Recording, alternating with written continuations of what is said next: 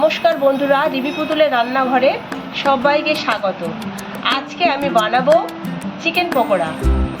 এখানে একদমই boneless chicken আমি অল্প করে কিছুটা রেখে দিয়েছিলাম। আমাদের বাড়িতে আনা মাংস, তার থেকে কিছুটা আমি রেখেছি।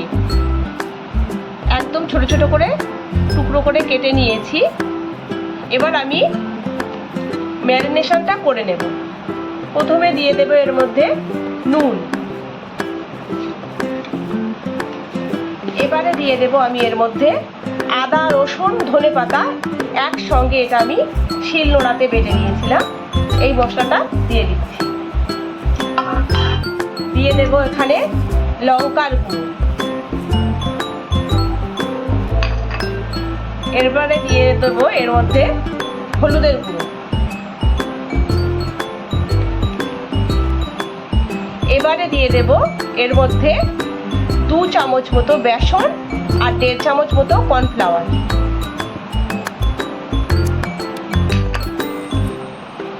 এবারে আমি একটা ডিম ফাটিয়ে এর মধ্যে দিয়ে দিচ্ছি।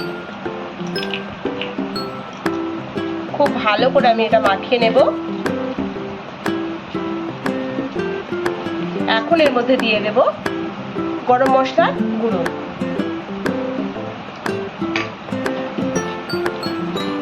এই ম্যারিনেশনটা করে আমি 10 মিনিটের মতো রেখে দেব। গ্যাস জ্বালিয়ে কড়াই বসিয়ে দিয়েছিলাম। কড়াইতে কিছুটা সাদা তেল দিয়ে গরম করে এখন পকোড়াগুলো ছাড়ছি।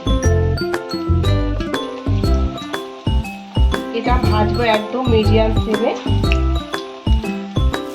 প্রথমবারে দেয়া পকোড়াগুলো আমি মিডিয়াম ফ্লেমে এপিট ওপিট করে খুব ভালোভাবে ভেজে নিয়েছি। এখন এগুলো হয়ে গেছে, আর তুলে নিচ্ছে এগুলো। আর এই একইভাবে বাকি পকোড়াগুলো ভেজে নেব।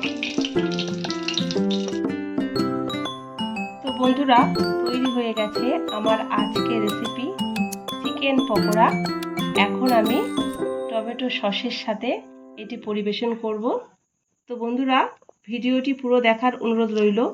আর যদি ভালো লেগে থাকে লাইক, শেয়ার, কমেন্ট করে জানাবেন। চ্যানেলটিকে সাবস্ক্রাইব করে আমার পাশে থাকবেন। আজকের মতো এখানেই শেষ করছি। ভালো থাকবেন। ধন্যবাদ।